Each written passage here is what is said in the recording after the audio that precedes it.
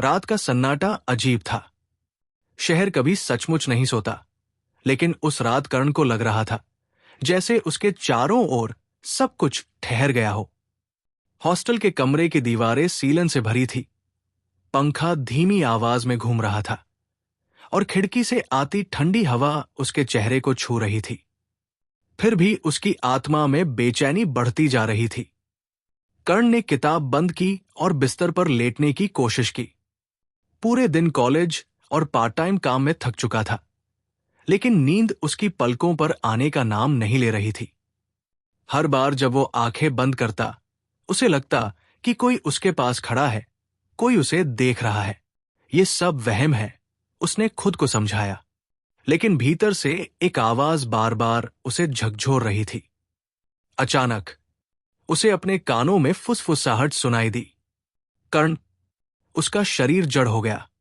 उसने झटके से उठकर कमरे को देखा। चारों ओर वही पुराना सामान, किताबों का ढेर, मेज पर रखी टूटी हुई लैंप और कोने में पुरानी अलमारी। कोई नहीं था। किसने बुलाया मुझे? उसने हकलाते हुए कहा। जवाब नहीं आया, लेकिन हवा का रुख अचानक बदल गया। खिड़की के बाहर से तेज झोंका भीतर आया और उसके कमरे का दरवाजा अपने आप बंद हो गया। कर्ण का दिल तेजी से धड़कने लगा। वो घबराकर खिड़की के पास गया और उसे बंद करना चाहा। तभी उसकी हथेली में हल्की सी गर्माहट महसूस हुई।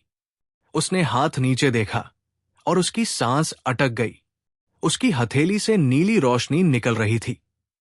रोशनी इतनी हल्की थी कि लगता जैसे कोई जुगनू चमक रहा हो, लेकिन फिर भी उसमें कुछ दिव्यता थी। ये क्या हो रहा है? कर्ण की आवाज कांप रही थी। वो डर गया। उसने हाथ हिलाया, मसल कर देखा, लेकिन रोशनी और तेज हो गई, जैसे उसकी धड़कनों के साथ ताल मिला रही हो। कुछ ही पल बाद वो रोशनी अचानक गायब हो गई।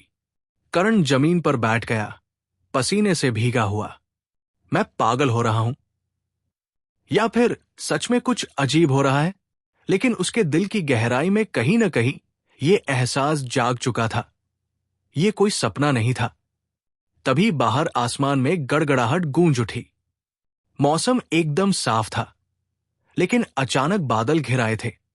काले बादल गोल गोल घूमते हुए मानो उसी हॉस्टल बिल्डिंग के ऊपर इकट्ठा हो रहे थे।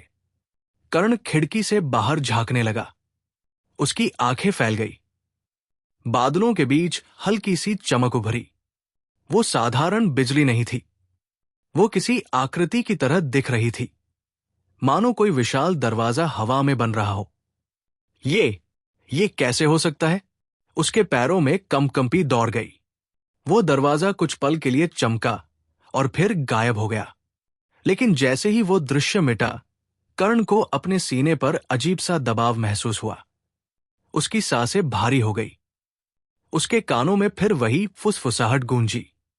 तुम चुने गए हो। इस बार आवाज साफ थी। वो न पुरुष की थी, न स्त्री की। उसमें कोई अलौकिक गूंज थी। कर्ण ने दीवार का सहारा लिया। कौन है वहां? लेकिन कोई जवाब नहीं मिला। सन्नाटा इतना गहरा हो गया कि वो अपनी ही धड़कनें सुन सकता था। कुछ देर बाद जब सब कुछ सामान्य हुआ, वो बिस्तर पर बैठा और खुद को समझाने लगा, शायद मैं थका हुआ हूं, हैल्यूसिनेशन है या फिर सपना। लेकिन उसके भीतर कहीं न कहीं ये बीज बोया जा चुका था। ये कोई साधारण रात नहीं थी। ये उसकी किस्मत की पहली आहट थी। सुबह की हल्की किरणें खिड़की से भीतर आ चुकी थी। पंछियों की चहचहाट कमरे की खामोशी तोड़ रही थी। कर्ण की आंखें खुली, लेकिन उसका शरीर अब भी भारी लग रहा था। रात की घटनाएं किसी डरावने सपने की तरह उसके दिमाग में घूम रही थी। उसने उठकर पानी पिया और शीशे में अपना चेहरा देखा। आंखों के नीचे काले घेरे, लेकिन उनमें एक अजीब सी चमक थी, जैसे कोई छुपा हुआ रहस्य अब सतह पर आने वाला हो। ये सब क्या था? उसने खुद से कहा। रोशनी, बादल, वो आवाज, सब सपना ही तो होगा। लेकिन जैसे ही उसने अपनी हथेली खोली, उसका दिल थम गया। उसकी हथेली पर एक हल्का नीला निशान उभर आया था, बहुत छोटा सा, जैसे कोई पुराना प्रतीक या चिन्ह। कर्ण ने घबराकर उसे धोने की कोशिश की, साबुन रगड़ा, लेकिन निशान वैसा ही रहा। ये मिट क्यों नहीं रहा? उसका दिल जोर जोर से धड़कने लगा। कॉलेज जाने की तैयारी करते हुए भी उसका ध्यान बार बार उस निशान पर जा रहा था। उसने हथेली छुपाने के लिए जेब में रखी, लेकिन हर कदम पर उसे महसूस हो रहा था कि उस निशान में कोई ऊर्जा है, एक गर्माहट जो धीरे धीरे उसके पूरे शरीर में फैल रही थी। जब वो हॉस्टल से बाहर निकला तो कुछ अजीब हुआ। गली के मोड़ पर एक बच्चा साइकिल से गिर पड़ा। उसका घुटना बुरी तरह छिल गया और खून बहने लगा। बच्चे की मां घबराकर उसकी ओर दौड़ी।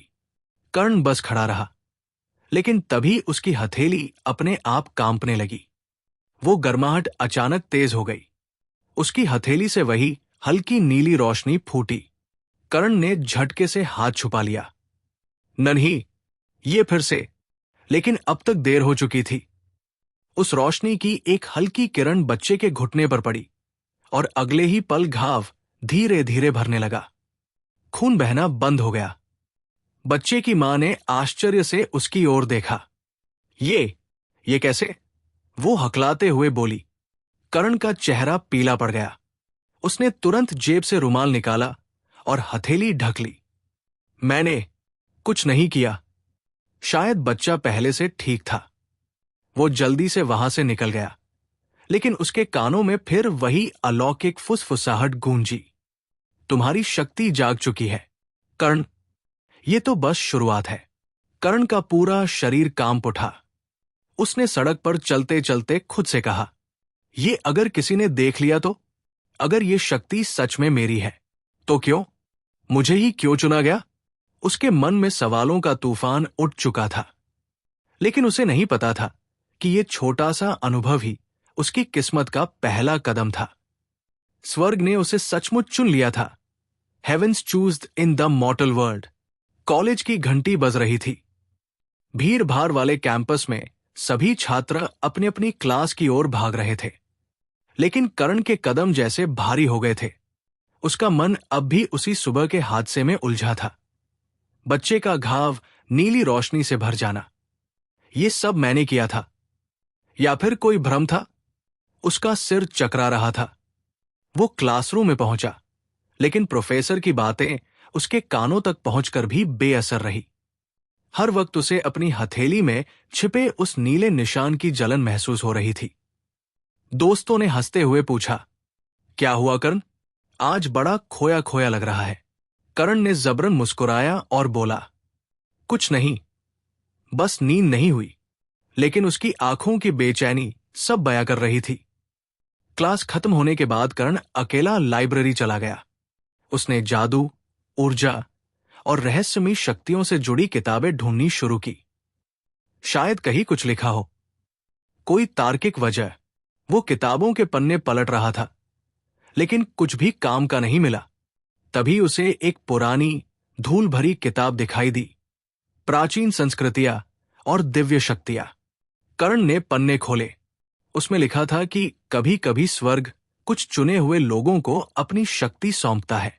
ये लोग साधारण जीवन जीते हुए भी असाधारण बन जाते हैं। उन्हें चिन्हित किया जाता है। उनकी हथेली या शरीर पर दिव्य प्रतीक उभरते हैं। उसकी सांसें थम गई। उसने तुरंत अपनी हथेली देखी। वही नीला निशान, वही प्रतीक। नहीं, ये संयोग नहीं है। उसके माथे पर पसीने की बूंदें छलक आई। तो मैं ही क्यों? मुझ में ऐसा क्या है? उस शाम हॉस्टल लौटते समय कर्ण का रास्ता सुनसान गली से होकर गुजर रहा था। सूरज ढल चुका था और हल्की अंधेरी छाने लगी थी। अचानक उसने देखा, गली के बीचों बीच 3 लोग एक आदमी को घेरकर लूट रहे थे। कर्ण का दिल तेजी से धड़कने लगा। वो रुक गया। मुझे नहीं पढ़ना चाहिए, ये मेरा काम नहीं है। लेकिन तभी उस लूटे जा रहे आदमी ने मदद के लिए चीख लगाई, बचाओ। कर्ण के कदम अपने आप आगे बढ़ गए। रुको, उसने चिल्लाया। तीनों गुंडे उसकी ओर मुड़े और हंस पड़े। अरे वाह, नया हीरो आ गया। उनमें से एक ने चाकू चमकाया।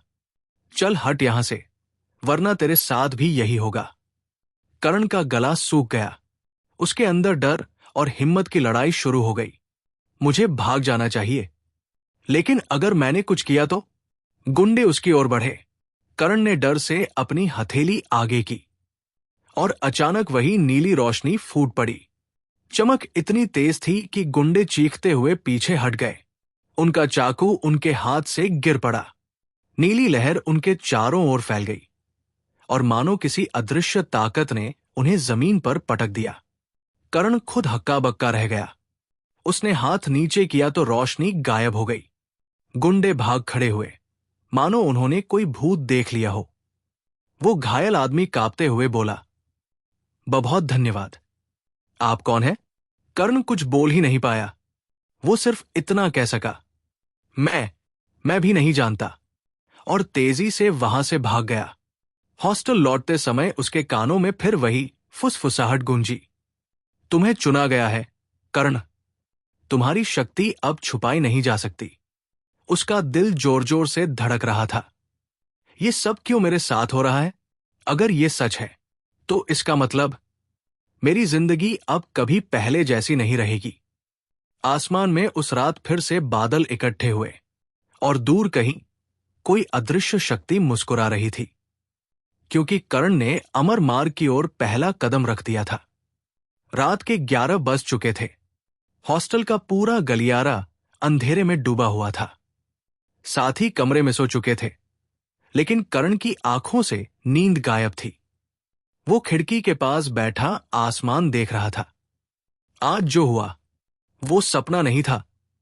गुंडों को मैंने अपनी शक्ति से ही हराया। अगर ये सब सच है तो इसका मतलब मैं वाकई चुना गया हूं। उसकी उंगलियां बार बार उस नीले निशान को छू रही थी। हर स्पर्श पर उसमें हल्की सी धड़कन महसूस होती थी, मानो वो जीवित हो। अचानक कमरे की लाइट्स झपकी और बुझ गई। पूरा हॉस्टल अंधेरे में डूब गया। कर्ण ने सिर उठाया। आसमान पर बादल उमड़ रहे थे, वही अजीब सा दृश्य जो पिछली रात उसने देखा था। बादल घूमते हुए एक गोल घेरे का रूप ले रहे थे और उस घेरे के बीच से चमकदार किरणें निकलने लगी। उसका दिल जोर से धड़कने लगा। ये वही है। कुछ ही पलों में बादलों के बीच एक दरार सी बनी। वो साधारण बिजली नहीं थी, वो मानो किसी और दुनिया का द्वार था। कर्ण खिड़की से चिपककर देखने लगा। दरार के अंदर से हल्की आकृतियां दिखाई देने लगी, जैसे कोई विशाल महल और उसमें खड़े देवतुल्य योद्धा। एक गूंजती हुई आवाज उसके कानों में आई, कर्ण, स्वर्ग ने तुम्हें चुना है। तुम्हारा मार्ग अब शुरू होता है। तैयार हो जाओ। कर्ण का पूरा शरीर कांपने लगा। ये कौन बोल रहा है? क्यों मैं? आवाज गूंजी, तुम वो हो जो नश्वर दुनिया में जन्मा पर अमर्यादित शक्ति का अधिकारी है।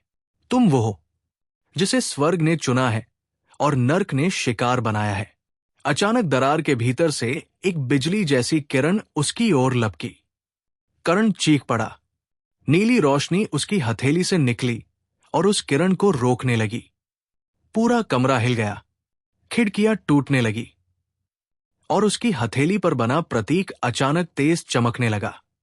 वो दर्द से तड़प उठा, लेकिन उसी दर्द में उसे महसूस हुआ उसके भीतर कोई और शक्ति जाग रही है, कुछ इतना गहरा, इतना विशाल, जिसकी उसने कभी कल्पना भी नहीं की थी। फिर सब अचानक शांत हो गया। दरार बंद हो गई, बादल छंट गए, हवा ठंडी हो गई, लेकिन कर्ण की हथेली पर अब प्रतीक साफ दिख रहा था, मानो किसी ने आग से उकेरा हो। उसने थरथराते हुए फुसफुसाया, अगर ये सच है तो मेरी जिंदगी अब मेरी नहीं रही। ये रास्ता मुझे कहीं बहुत दूर ले जाएगा। उसकी आंखों में पहली बार डर और उत्सुकता साथ साथ चमक उठी और चैप्टर यही खत्म हुआ।